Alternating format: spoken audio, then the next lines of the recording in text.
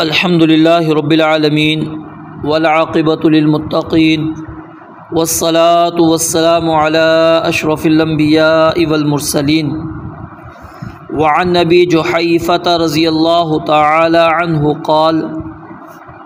सय्यदना अबू जुहैफ़ा, इनका नाम वहब बिन अब्दुल्लाह सुवाई आमिरी है और ये सिगार सहाबे किराम रिज़वानुल्लाहि अलैहिम अजमईन में इनका शुमार होता है। सय्यदना अली रज़ियल्लाहु तआला अन्हु ने इनको बैतुल माल पर आमिल मुकर्रर किया था। तमाम ग़ज़वात के अंदर शरीक हुए। कूफ़ा के अंदर 74 हिजरी में इनकी वफ़ात हुई। तो अबू जुहैफ़ा वहब बिन अब्दुल्लाह रज़ियल्लाहु ताला अन्हु बयान फरमाते हैं, रअयतु, मैंने देखा। कौन कह रहा है? अबू जुहैफ़ा। यहाँ से ये बात साबित होती है कि सहाबे किराम रिज़वानुल्लाहि अलैहिम अजमईन वो नबी मुकर्रम अलैहिस्सलातु वस्सलाम के तरीक़े को बग़ौर देखा करते थे, ताकि उस काम करते वक़्त उस अमल में वो अल्लाह के नबी अलैहिस्सलातु वस्सलाम के तरीक़े को ही फ़ॉलो कर सकें, आपके तरीक़े के मुताबिक ही वो अमल करें। तो ये जो हदीस हम पढ़ने लगे, इसमें अज़ान का तरीक़ा बयान किया जा रहा है कि उसकी कैफ़ियत क्या होगी। जब आपने अज़ान देनी है उस वक़्त आपकी कैफ़ियत क्या होगी। रअयतु, मैंने देखा, बिलालन, बिलाल रज़ियल्लाहु ताला अन्हु को, क्योंकि वो रसूल मुकर्रम अलैहिस्सलातु वस्सलाम के मुअज़्ज़िन थे। तो देखा मैंने बिलाल रज़ियल्लाहु ताला अन्हु को, कब? युअज़्ज़िनु, के वो अज़ान दे रहे थे। अज़ान देते हुए मैंने सैयदना बिलाल रज़ियल्लाहु ताला अन्हु को देखा। व अततब्बअु फ़ाहु, फ़ाह कहते हैं मुँह को, ये फ़मुन भी आता है, ठीक है। व अततब्बअु, और मैं गौर से देख रहा था या मैं नज़रें जमा कर बैठा था, फ़ाहु, उनके मुँह की तरफ, यानी उनके चेहरे की तरफ, उनके मुंह की तरफ मैंने अपनी नज़रों को गाड़ा हुआ था। मैं उनके चेहरे को ही गौर से देख रहा था। क्या देखता हूँ? हा हुना व हा हुना, के वो अपने चेहरे को इधर उधर फेर रहे हैं। अब कब फेर रहे हैं वो अगली रिवायत के अंदर आ रहा है। व इसबाअहु, इसबाअ, इसकी जो लुग़त है हमज़ा की, वो 3 तरह की लुग़त है। यानी हमज़ा पर हमने भी ज़ेर पढ़ी इस, और हमज़ा पर फ़तह भी पढ़ सकते हैं अस, और हमज़ा पर मज़मूम ज़म्मा भी उस। तो यानी तीनों एराब इसके अंदर क्या हैं? जायज़ हैं। व इसबाअहु, और उसकी उंगलियां, फ़ी उज़ुनैहि, वो उसके कानों में थी। यानी दोनों उंगलियां कहाँ थी? कानों में। यहाँ पर उंगलियों से मुराद शहादत वाली उंगली है। रवाहु अहमद व तिरमिज़ी, इस हदीस को इमाम अहमद और इमाम तिरमिज़ी रहमतुल्लाह अलैहि ने रिवायत किया है। वसहहहु, और इमाम तिरमिज़ी रहमतुल्लाह अलैहि ने इसको सही भी करार दिया है। और सुनन इब्न माजा के अंदर जो रिवायत मौजूद है उसके अंदर जो अल्फाज हैं वो क्या है? वजअल इस्बाअैहि फ़ी उज़ुनैहि, तस्निया है, ठीक है, इस्बाअैहि। वजअल इस्बाअैहि फ़ी उज़ुनैहि, कि उन्होंने अपनी उंगलियां अपने कानों में दाखिल कर लीं। और सुनन अबू दाऊद के अंदर जो रिवायत मौजूद है उसमें अल्फाज क्या है? लवा, मोड़ा, घुमाया, उनुक़हु, अपनी गर्दन को, कब? लम्मा, जब, बलगा, पहुँचे, हय्या अलस्सलाह पर, हय्या अलस्सलाह के ऊपर जब पहुँचे तो अपनी उंगलियों, अपने गर्दन को घुमाया, यमीनन व शिमालन, दाएँ और बाएँ, वलम यस्तदिर, और बिल्कुल घूमते नहीं थे। व अस्लुहु फ़ी सहीहैन, और इस हदीस की असल जो है सहीहैन के अंदर मौजूद है। तो इस हदीस मुबारका के अंदर जो मसला बयान हुआ है वो अज़ान देने की कैफ़ियत बयान हुई है।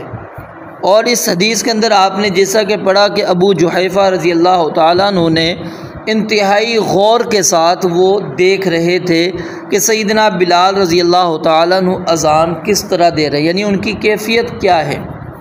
तो यहाँ पर एक कैफ़ियत सैयदना बिलाल रज़ियल्लाहु ताला अन्हु की जो बयान की अबू जुहैफ़ा रज़ियल्लाहु ताला अन्हु ने, वो क्या है कि उन्होंने अपने कानों के अंदर उंगलियाँ डाली हुई थी। यहाँ उंगलियों से मुराद उंगलियों के पोर हैं, पूरी उंगलियां मुराद नहीं है, क्योंकि मुकम्मल उंगली इंसान जो है वो अपने कानों के अंदर डाल ही नहीं सकता। तो यहाँ पर मुराद मकसूद क्या होगा फिर कि वो उंगलियों के जो पोर हैं उन्होंने अपने कानों के अंदर डाले हुए थे। तो सैयदना अबू जुहैफ़ा रज़ी अल्लाह ताला ने इतने इंतहाई गौर के साथ क्यों देखा, उसकी वजह यह थी कि वो नबी मुकर्रम अलैहिस्सलाम के तरीक़े को देखना चाहते थे कि आप अलैहिस्सलाम ने अज़ान देने की कैफ़ियत किस तरह की सैयदना बिलाल रज़ी अल्लाह ताला अन्हु को सिखाई। तो एक तो अमल सैयदना अबू जुहैफ़ा रज़ी अल्लाह ताला ने ये देखा। तो इसलिए जब भी अज़ान देनी है तो अज़ान देते हुए कानों के अंदर उंगली डालनी है, और वो उंगलियां कौन सी है, शहादत वाली उंगली है। तो कुछ लोग क्या करते हैं, वो मुकम्मल हाथ रख लेते हैं, तो मुकम्मल हाथ रखना ये दुरुस्त नहीं, या फिर 4 उंगलियां रख लेते हैं, ये भी दुरुस्त नहीं। तो एक उंगली है और वो कानों के अंदर क्या है, आपने डालनी है, यानी एक दाएं कान में दाएं उंगली और बाएं उंगली जो है बाएं कान के अंदर आपने डालनी है। और दूसरी कैफियत यहाँ पर जो बयान हुई है वो क्या है कि जब वो हय्या अलस सलाह पर पहुँचते थे तो अपनी गर्दन को मोड़ते थे। यहाँ सिर्फ गर्दन को थोड़ा सा मोड़ना मुराद है, अपना सीना मोड़ना मुराद नहीं है। सीना आपका क्या है, किबला रूही होगा, ठीक है, सिर्फ थोड़ी गर्दन को आपने मोड़ना है। कुछ लोग क्या है, मुकम्मल फिर जाते हैं, तो ये मुकम्मल फिरना ये गलती है, सिर्फ अपनी गर्दन को मोड़ना है। अब गर्दन जब आपने मोड़नी है, हमारे यहाँ जो हय्या अलस सलाह है, जब अज़ान दी जाती है तो उस वक़्त दोनों जब ये कलमा यानी कहा जाता है हय्या अलस सलाह, तो दोनों मर्तबा कहाँ पर गर्दन मोड़ते हैं, दाईं जानिब, और जब हय्या अलल फलाह पढ़ते हैं तो बाईं जानिब मोड़ते हैं। तो यहाँ पर जो अल्फाज हैं हय्या अलस सलाह यमीनन व शिमालन, इस हदीस से उलमा ने 2 मसले निकाले हैं। एक तो यही कैफियत जो मैंने आपको बयान की कि जब आपने हय्या अलस सलाह कहना है तो आपने दोनों मर्तबा दाएं जानिब ही मुंह को करना है, और जब हय्या अलल फलाह आपने कहना है तो दोनों मर्तबा बाएं जानिब करना है। और कुछ उलमा कहते हैं कि नहीं, हय्या अलस सलाह एक मर्तबा आप दाईं जानिब कहेंगे और एक मर्तबा आप बाईं जानिब अपने मुंह को करेंगे। इसी तरह हय्या अलल फलाह के अंदर एक मर्तबा दाईं और एक मर्तबा बाईं। और वो कहाँ से ये लफ्ज़ निकालते हैं, यमीनन व शिमालन, कि यहाँ पर हय्या अलस सलाह की बाद ये बयान किया गया है कि दाएँ और बाएँ। तो यानी उस कलमे के अंदर दाईं तरफ भी उन्होंने फेरा और बाएं तरफ भी उन्होंने अपनी गर्दन को मोड़ा, बाएं तरफ भी गर्दन को फेरा है। तो इसलिए वो इस हदीस से ये इस्तेदलाल करते हैं और कहते हैं कि क्योंकि नमाज, वो कहते हैं दोनों तरफ के लोगों को पैगाम देना ज़रूरी है दोनों तरफ के लोगों को नमाज के लिए बुलाना ज़रूरी है। तो दाएं तरफ वालों को भी नमाज की तरफ बुलाना है और बाएं तरफ वालों को भी बुलाना है। तो इसलिए वो कहते हैं इस दोनों जानिब। इसी तरह जो हय्या अलल फलाह है उसमें कामयाबी दाईं तरफ वालों को भी चाहिए, बाईं तरफ वालों को भी। बहरहाल इसके अंदर दोनों उलमा की राय मौजूद हैं। जो रायजुल अमल है तरीक़ा, वो पहला तरीक़ा ही है, यानी जब आपने हय्या अलस सलाह कहना है तो दाईं तरफ अपनी गर्दन को मोड़ेंगे, और जब हय्या अलल फलाह कहेंगे तो बाईं तरफ। और कुछ उलमा जैसे कि शेख सालेह अल उसैमीन रहमतुल्लाहि अलैह, वो बयान करते हैं कि अब ये कैफियत क्या है, ख़त्म हो गई है, क्योंकि अब अज़ान दी जाती है स्पीकर के अंदर, तो ये अब हमारा आला बन गया है आवाज़ पहुंचाने का, ज़रिया बन गया हमारी आवाज़ को दूर तक पहुंचाने का। तो अब इसलिए जब आप लाउड स्पीकर के अंदर आप दे रहे हैं अज़ान, तो वो कहते हैं अब आपको दाएं और बाएं गर्दन फेरने की ज़रूरत नहीं है, क्यों कि जब बल्कि दाईं तरफ या बाईं तरफ वो कहते हैं गर्दन आप फेरेंगे तो आपका मुंह जो है उस माइक से थोड़ा सा साइड में हो जाएगा। जब साइड में होगा तो आवाज़ थोड़ी कम हो जाएगी, तो इसलिए वो कहते हैं अब जो है आपको नहीं फेरना चाहिए। लेकिन बहरहाल जो हमें हदीस से मसला समझ में आता है वो यही है कि सैयदना बिलाल रज़ी अल्लाह तआला ने अगरचे उस वक़्त स्पीकर वगैरह मौजूद नहीं थे, वो उस कैफियत में उन्होंने अज़ान दी थी और दाएँ बाएँ फेरते रहे, तो हम इसी को मसनून समझेंगे कि यही मसनून अमल है कि आपने हय्या अलस सलाह और हय्या अलल फलाह के अंदर गर्दनों को क्या है आपने मोड़ना है। सिर्फ़ गर्दन मोड़नी है, अपने सीने को नहीं मोड़ना, अपने सीने को नहीं मोड़ना। उंगलियां कानों के अंदर दाखिल करने की एक वजह यह है कि उससे क्या है आवाज़ बुलंद हो जाती है, और दूसरी वजह यह है कि कोई ऐसा बंदा जो बहरा है, जो सुन नहीं सकता, वो आपको इस कैफियत में देखकर उसको ये पता लग जाएगा कि ये जो शख्स खड़ा है ये अज़ान दे रहा है, ये नमाज के लिए अज़ान दे रहा है, तो उसके लिए भी आसानी हो जाएगी, वो नमाज के लिए उसके लिए आना आसान हो जाएगा। तो इस हदीस मुबारक के अंदर यानी कि दो चीज़ें बयान हो गई, एक कानों के अंदर उंगलियाँ रखना, और नंबर 2 हय्या अलस सलाह और हय्या अलल फलाह पर अपनी गर्दन को मोड़ना, सीने को नहीं मोड़ना, अपनी गर्दन को मोड़ना।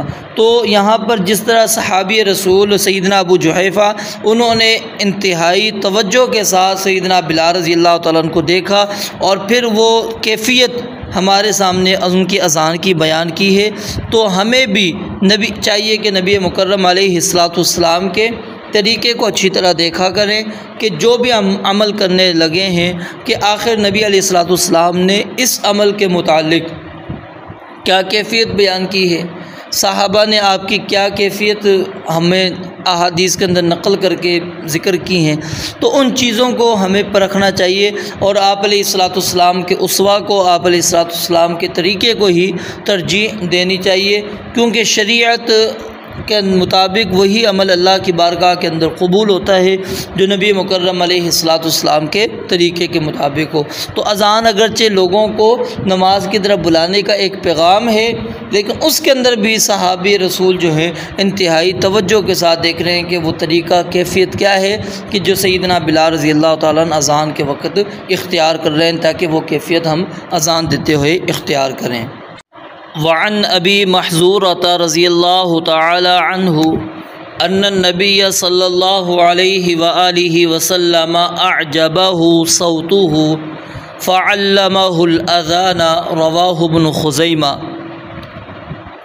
सैयदना अबू महज़ूरा रज़ियल्लाहु तआला अन्हु, पीछे भी इनका तारुफ़ आपने पढ़ लिया कि ये नबी मुकर्रम अलैहिस्सलाम के मुअज़्ज़िन थे और आप अलैहिस्सलाम ने इनको मक्का के अंदर मुक़र्रर किया था। तो सैयदना अबू महज़ूरा रज़ियल्लाहु तआला अन्हु बयान फरमाते हैं अन्नन नबिय्य सल्लल्लाहु अलैहि व आलिहि वसल्लम, बेशक नबी मुकर्रम अलैहिस्सलातु वस्सलाम को अअजबहु पसंद आई उसकी सौतुहु आवाज़, अअजबहु सौतुहु, नबी मुकर्रम अलैहिस्सलाम को सैयदना अबू महज़ूरा की आवाज़ क्या है पसंद आई। फ़अल्लमहुल अज़ान, बस आप अलैहिस्सलाम ने ख़ुद अबू महज़ूरा रज़ियल्लाहु तआला अन्हु को अज़ान की तालीम दी, अज़ान सिखाई। इस हदीस मुबारक से जो मसला साबित होता है वो क्या है कि मुअज़्ज़िन के इंतखाब और चुनाव के अंदर आवाज़ को मलहूज़ रखना चाहिए और अच्छी आवाज़ वाले को तरजीह देनी चाहिए, क्योंकि अच्छी आवाज़ दिलों पर जादू जैसा असर रखती है और वो अपना असर दिखाए बगैर नहीं रहती। तो इसलिए बेहतरीन ख़ूबसूरत आवाज़ वाले मुअज़्ज़िन को मुक़र्रर करना चाहिए। और इस हदीस से दूसरा मसला ये साबित हुआ कि नबी मुकर्रम अलैहिस्सलाम ने ख़ुद सैयदना अबू महज़ूरा रज़ियल्लाहु तआला अन्हु को अज़ान की तालीम दी।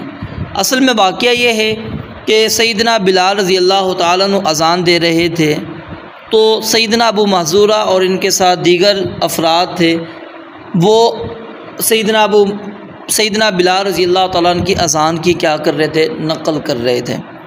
तो नबी अलैहिस्सलाम को इनकी आवाज़ें भी आ रही थी, तो आपको इनमें से एक आवाज़ खूबसूरत महसूस हुई। अब आपको इल्म नहीं था, क्योंकि आप आलिमुल ग़ैब नहीं हैं, आलिमुल गैब होते तो आप अबू महज़ूरा कोई बुलाते और उसी को कहते कि ठीक है आपको हम मुकर्रर कर देते, नहीं, बल्कि आपने उन सबको बुलाया और सबसे अज़ान दिलवाई। और फिर उसमें अबू महज़ूरा ने जब आपको अज़ान सुनाई तो अबू महज़ूरा की अज़ान आपको क्या है पसंद आई, आपकी आवाज़ पसंद आई। तो नबी अलैहिस्सलाम ने फिर ख़ुद उनको अज़ान की क्या दी, तालीम दी।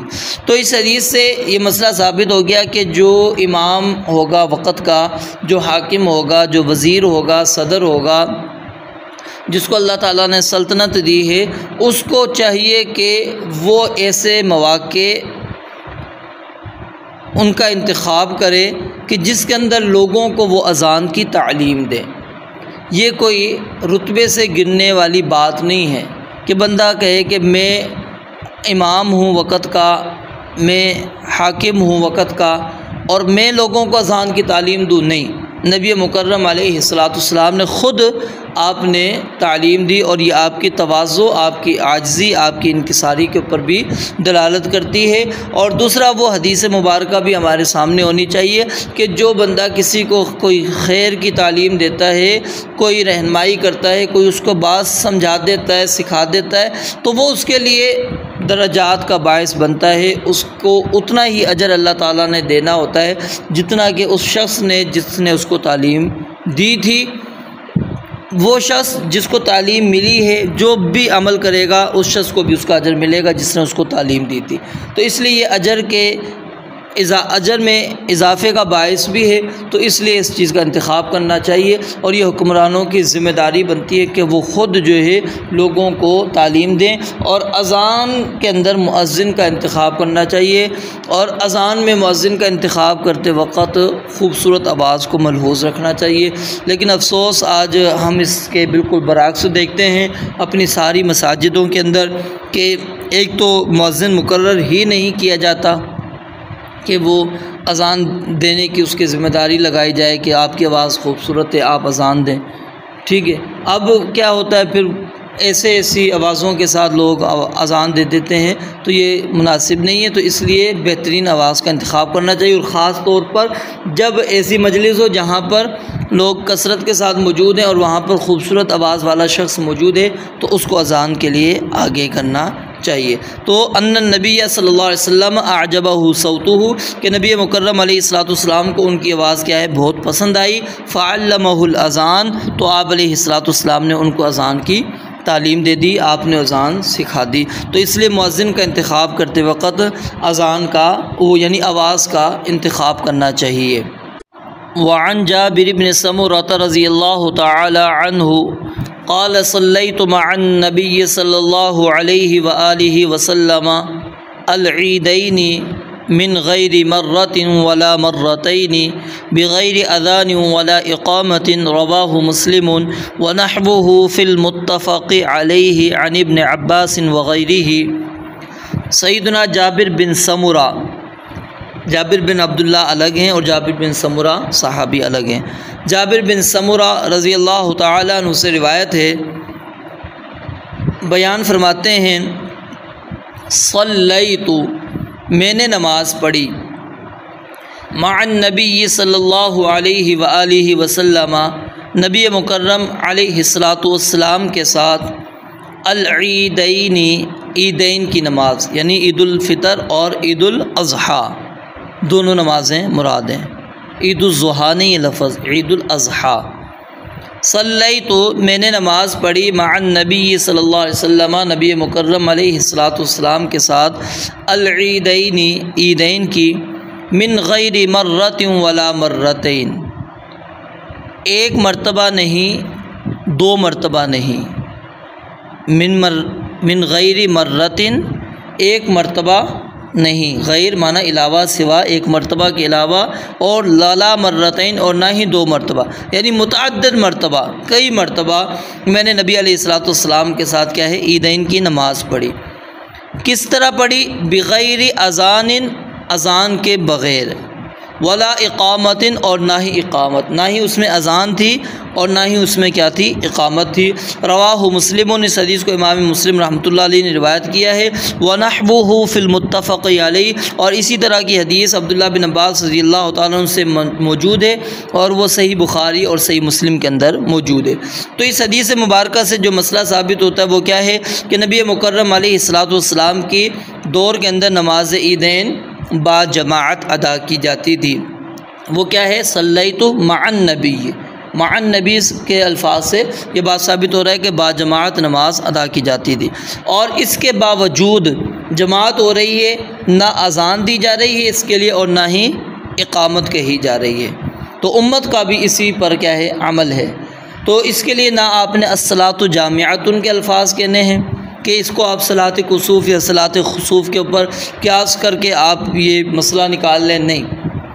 और इस हदीस से ये मसला भी साबित होता है कि जो अमल रसूल मुकर्रम अलैहिस्सलातु वस्सलाम के ज़माने में किया गया और उस वक़्त ज़रूरत भी थी, सबब भी मौजूद था, और उसके बावजूद नबी अलैहिस्सलातु वस्सलाम उस काम को नहीं कर रहे, तो ये उस बात की दलील होती है कि वो काम जायज़ नहीं है। वो बाद में अगर कोई करेगा तो वो बिदअत होगी। अब यानी कि एक जमात हो रही है और ये लोगों को नमाज के लिए बुलाया भी जा रहा है, तो अब नमाज के लिए बुलाने का, जैसा कि पीछे आपने तरीक़ा पढ़ लिया, अज़ान होता है, अब ईदैन के लिए बुलाने का भी तरीक़ा होना चाहिए, किस तरह उनको बुलाया जाए।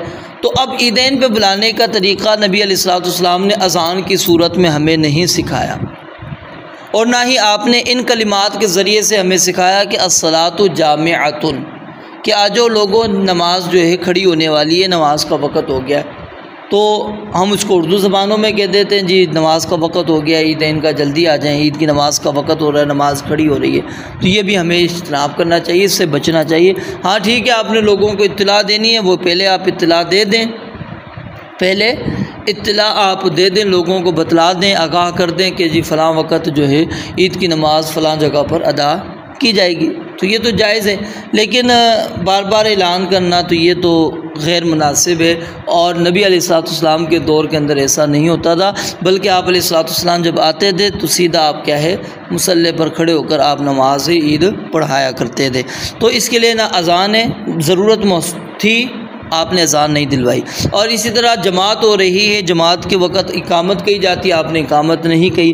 तो इसलिए जो अमल नबी अलैहिस्सलाम के ज़माने में मौजूद है और उसका सबब भी था और आपने वो अमल नहीं किया, तो अगर वो अमल बाद में किया जाएगा तो वो बिदअत होगा। आप कोई अज़ान देगा तो बिदअत कहलाएगी, कोई इकामत कहेगा तो वो बिदअत कहलाएगी।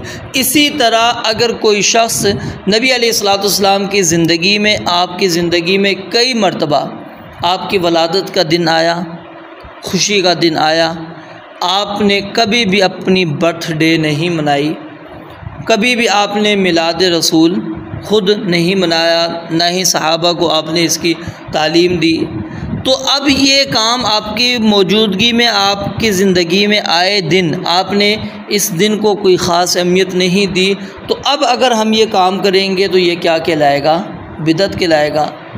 अब मिलाद मुस्तफ़ा जो अब मनाई जाती है, मिलाद जश्न ईद मिलादुन नबी के नाम से जो बाकायदा एक ईद का नाम उसको दे दिया गया है, तो ये क्या है, बिदअत है।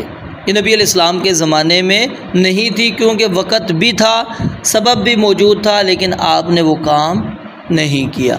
जब आपने वो काम नहीं किया तो जब वो उस वक़्त नहीं हुआ तो अब जो काम किया जाएगा वो बिदअत है। तो इसलिए हमें इस हदीस से जो मसला ख़ास तौर पे साबित हो रहा है वो क्या है कि जब एक सबब मौजूद हो, उस सबब के बावजूद नबी अलैहिस्सलाम ने एक अमल को नहीं इख्तियार किया, तो अब उसको बाद में हम इख्तियार करेंगे तो वो क्या कहलाएगी, बिदअत। तो इसलिए ईदैन की नमाज बाजमात है और नमाज ईद का वक़्त वो आगे आएगा, एक नेज़े के बराबर जब हो जाए सूरज बुलंद, उसके बाद वो नमाज ईद का वक़्त शुरू हो जाता है, नमाज ईद पढ़ सकते हैं। और नंबर 2, नमाज ईद के लिए ना अज़ान है और ना ही क्या है, नमाज ईद के लिए इकामत है। अज़ान और इकामत के बग़ैर ही नमाज ईद अदा की जाएगी। वअन अबी क़तादता रज़ियल्लाहु तआला अन्हु फ़िल हदीस तवील फ़ी नौमिहिम अनिस सलाति, सैयदना अबू क़तादा रज़ियल्लाहु ताला अन्हु से रिवायत मौजूद है फ़िल हदीस तवील, एक लंबी हदीस के बारे में। कौन सी लंबी हदीस? फ़ी नौमिहिम अनिस सलाती, कि जिस नींद, उस हदीस के अंदर यानी ये मसला मौजूद है कि वो सो गए थे नमाज से। फ़िल हदीस तवील, सैयदना अबू क़तादा रज़ियल्लाहु ताला अन्हु से एक लंबी हदीस मौजूद है। फ़िल हदीस तवील, उस लंबी हदीस का जो मज़मून है वो किसके मुताल्लिक़ है? फ़ी नौमिहिम अनिस सलाह, कि उन सहाबा किराम का सो जाना नमाज से। सुम्मा अज़्ज़ना बिलाल, के बिलाल रज़ियल्लाहु ताला ने फिर अज़ान दी। फ़सल्लन नबी सल्लल्लाहु अलैहि वसल्लम, फिर नबी अलैहिस्सलातु वस्सलाम ने नमाज़ पढ़ी। कमा कान यसनउ कुल्ला यौमिन, जिस तरह नबी अलैहिस्सलातु वस्सलाम रोज़ाना नमाज़ पढ़ते थे। रवाहु मुस्लिमुन, इस हदीस को इमाम मुस्लिम रहमतुल्लाह अलैह ने रिवायत किया है। असल में इस हदीस में जो इशारा किया है इमाम इब्न हजर रहमतुल्लाह अलैह ने जिस वाक़े की तरफ, वो वाक़या बड़ा मारूफ़ और मशहूर है कि नबी अलैहिस्सलातु वस्सलाम एक सफ़र से वापस आ रहे थे। नबी अलैहिस्सलाम क्या है, एक सफ़र से, और ये जंग खैबर की बात है। आप खैबर से वापस आ रहे थे, रात के आखिरी हिस्से में कहीं पर आपने पड़ाव डाला। रात के वक़्त आप क्या है वो सफ़र क्या करते थे, और नबी अलैहिस्सलाम ने रात के सफ़र को पसंद भी किया है और इसकी तरग़ीब भी आपने दी है। तो रात के वक़्त आप अलैहिस्सलाम सफ़र कर रहे थे, तो आखिरी हिस्से के अंदर आपने कहीं पर पड़ाव डाला। तो नबी अलैहिस्सलाम ने पूछा कि कौन है जो आज की रात पहरा देगा और हमें सुबह नमाज के लिए बेदार कर देगा। तो सैयदना बिलाल रज़ियल्लाहु ताला अन्हु ने ख़ुद कहा कि मैं नबी अलैहिस्सलाम आप मैं जागूंगा और मैं आपको सुबह नमाज के लिए उठा दूंगा। तो नबी अलैहिस्सलाम भी सो गए, सहाबा इकराम भी सो गए। तो सैयदना बिलाल रज़ियल्लाहु ताला अन्हु जागते रहे, लेकिन ज़ाहिर थकावट थी सफ़र की, तो नींद का गलबा उनके ऊपर भी था, और अल्लाह ताला ने इसके अंदर ये हमारे लिए हिकमत भी एक रखी हुई थी। तो बहरहाल सैयदना बिलाल रज़ियल्लाहु ताला अन्हु की भी आँख लग गई, तो वो भी सो गए, सहाबा भी सोए हुए हैं, नबी अलैहिस्सलाम भी सोए हुए हैं, हत्ता के तुलूए फ़जर भी हो गई। तुलूए फ़जर के बाद तुलूए शम्स भी हो गया, सूरज भी तुलू हो गया, और सूरज के तुलू होने के बाद उसकी अब तमाज़त जो है, उसकी गरमाइश वो निकलना शुरू हुई। वो नबी अलैहिस्सलाम के चेहरे अनवर पर पड़ी, और आप अलैहिस्सलाम जो है उसकी वजह से बेदार हो गए। तो नबी अलैहिस्सलाम जैसे ही उठे तो आपने सहाबा को भी उठाया और आपने फ़ौरन हुक्म दिया कि इस वादी से निकला जाए।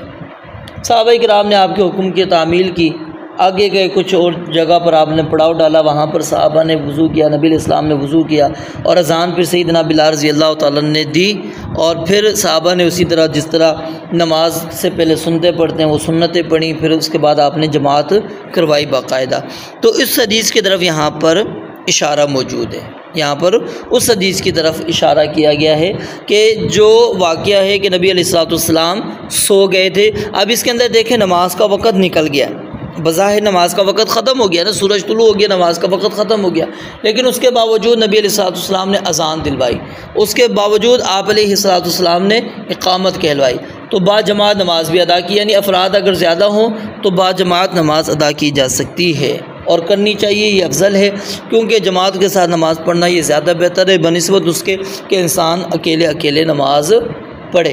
तो क़ज़ा नमाज नहीं ये कहलाएगी, क्योंकि सोए हुए बंदे से की नमाज का वक़्त ही वही है जब वो नींद से बेदार होता है। ये अल्लाह रब्बुल आलमीन का हम पर एक ख़ास फ़ज़ल और ख़ास रहमत है कि अल्लाह ताला ने सोए हुए बंदे से जो है कलम को उठा दिया है, और जब वो बेदार होगा फिर कलम उसका चलेगा। और जो बंदा नमाज से सो जाता है, यानी कि अब ये सुस्ती की वजह से नहीं, ठीक है, ये इसके अंदर हम तो बज़ाते ख़ुद सुस्ती करते हैं ना, अलार्म भी लगाए हुए होते हैं, अलार्म हमारे बजते भी हैं, फिर हम उसको बंद करके फिर सो जाते हैं, हमें पता भी अज़ान हो गई, कानों में आवाज़ आई है, फिर भी हम सुस्ती करते हैं, तो ये गलत बात है। वो ये होता है कि कभी कभार बंदे को पता ही नहीं पड़ता, बिल्कुल उसको ख्याल ही नहीं गुजरता नींद के अंदर, उसको पता ही नहीं पड़ा, ना आवाज़ आई, ना अलार्म, ना कुछ, ना उठाने वाला कोई उसको कोई था, तो फिर ये कैफियत एक अलग कैफियत है, वो मजबूरी की कैफियत है। उसके अंदर जैसे ही वो बेदार हो, चाहे वो नमाज का वक़्त है या नहीं है, वही उस बंदे की नमाज का वक़्त है, उसी वक़्त उसको नमाज पढ़नी चाहिए। तो इस हदीस मुबारक से ये मसला साबित होता है। और दूसरा, इस हदीस मुबारक से ये मसला साबित होता है कि नबी अलैहिस्सलाम ने उस जगह से जहाँ पर सोए हुए थे, आपने जगह को तब्दील किया। अब इस हदीस को कुछ उलमा कहते हैं जहाँ पर आप सोए हुए हैं वहाँ से आपको सफ़र करना चाहिए, वहाँ से निकलना चाहिए। अगर तो सफ़र के अंदर हैं तो फिर तो इलाका छोड़ना चाहिए, आप उस इलाके को छोड़कर कहीं और जाके नमाज़ पढ़ें, नंबर 1, क्योंकि वहाँ पर शैतान का गलबा हो चुका है। नंबर 2, अगर घर के अंदर हैं तो उसमें वो कहते हैं कमरे तब्दील कर लें, एक कमरे में सब सोए हुए थे नहीं उठ सके तो दूसरे कमरे में जाके नमाज़ पढ़े। और कुछ कहते हैं कि नहीं उसी घर में भी पढ़ सकते हैं। तो बहरहाल वो कहते हैं ये नबी अलैहिस्सलाम के लिए ख़ास था, लेकिन हम इससे ये हदीस से मसला ले सकते हैं कि अगर बंदा वो जगह भी तब्दील करता है, थोड़ा बहुत उसके अंदर वक़्त अगर ज़्यादा भी लग रहा है तो इसमें कोई हर्ज नहीं। तो इसी तरह वो बंदा जो उठा, अब उसके ऊपर गुस्ल फ़र्ज़ था, तो अब वो बंदा ये कहे कि जी वक़्त निकल रहा है, वक़्त है ही नहीं, अब मैं क्या करूं, पहले नमाज़ पढ़ूं या क्या करूं? नहीं, उसको पहले गुस्ल करना है। वो नमाज का वक़्त उसका वही होगा जब वो अपने गुस्ल वग़ैरह से फ़ारिग हो जाएगा। तो ये सैयदना बिलाल रज़ी अल्लाह ताला ने इस हदीस की तरफ यानी इमाम इब्न हजर रहमतुल्लाह अलैह ने इशारा किया और फरमाया फ़सल्लन नबी सल्लल्लाहु अलैहि वसल्लम, नबी अलैहि सलाम ने जमात करवाई। कमा काना यसनाउ कुल्ला यौमिन, जिस तरह हर रोज़ क्या करते थे। मुराद है कि आपने अगरचे दिन निकल चुका है, अब दिन में जो हम नमाज़ पढ़ते हैं ज़ोहर और असर, इसमें किरात नहीं है ना, इसमें सिर्री नमाज है, लेकिन दिन में नमाज़ पढ़ ली है आपने, वक़्त निकल गया है तो आपने फ़जर पढ़नी है, तो फ़जर की जो कैफ़ियत है उसी तरह पढ़नी है। इसी तरह जो रात की नमाज़ थी वो आप रात को नहीं पढ़ सके, अंधेरे वाली नमाज, दिन वाली नमाज जैसे ज़ोहर असर आपकी रह गई, ठीक है। अब वो मगरिब और इशा में पढ़ने तो वहाँ पर आप सिर्री पढ़ेंगे, तो कैफ़ियत वही होगी जो नमाज की कैफ़ियत नबी मुकर्रम अलैहिस्सलाम से मौजूद है। वलहु अन जाबिर रज़ियल्लाहु तआला अन्हु अन्न नबी सल्लल्लाहु अलैहि वसल्लम अतल मुज़दलिफ़ा, और मुस्लिम के अंदर सैयदना जाबिर रज़ियल्लाहु तआला अन्हु की हदीस मौजूद है कि नबी अलैहिस्सलाम मुज़दलिफ़ा आए। मुज़दलिफ़ा एक मकाम का नाम है जो मिना और अराफ़ात के दरमियान में वाक़े है, और ये हज के मशहूर शाआइर में से है। अराफ़ात में जो वकूफ़ के बाद 10वीं ज़िलहज्जा के शुरू रात को हज्जाज किराम क्या है यहाँ पर आना शुरू कर देते हैं। ये मसला मज़ीद हम किताबुल हज के अंदर पढ़ेंगे। तो अन्न नबी सल्लल्लाहु अलैहि वसल्लम अतल मुज़दलिफ़ा था, बेशक नबी मुकर्रम अलैहिस्सलाम मुज़दलिफ़ा आए। फ़सल्ला बिहल मग़रिब वल इशा, आप अलैहिस्सलाम ने वहाँ पर मग़रिब और इशा की नमाज़ पढ़ी। बि अज़ान वाहिदिन, एक अज़ान के साथ, व इक़ामतैनी, और 2 इक़ामतों के साथ, यानी अज़ान एक ही थी, मग़रिब के लिए अलग इक़ामत और इशा के लिए अलग इक़ामत। वलहु, और मुस्लिम ही के अंदर हदीस मौजूद है, अन इब्न उमर रज़ियल्लाहु तआला अन्हुमा, सैयदना अब्दुल्लाह बिन उमर रज़ियल्लाहु तआला अन्हुमा से कि जमाअन नबी सल्लल्लाहु अलैहि वसल्लम बैनल मग़रिबी वल इशाई, कि नबी मुकर्रम अलैहिस्सलाम ने मग़रिब और इशा की नमाज़ को जमा किया। बि इक़ामतिन वाहिदतिन, एक ही इक़ामत के साथ। यहाँ पर अज़ान का भी ज़िक्र नहीं और 2 इक़ामत का ज़िक्र नहीं, बल्कि क्या, एक इक़ामत का ज़िक्र है। वज़ाद अबू दाऊद, और इमाम अबू दाऊद रहमतुल्लाह अलैह ने ज़ायद ये अल्फाज बयान किए हैं, ये इजाफ़ा नक़ल किया है, लिकुल्लि सलातिन, के हर नमाज के लिए आपने इकामत कही, यानी फिर यहाँ पर 2 इकामत आ जाएंगी।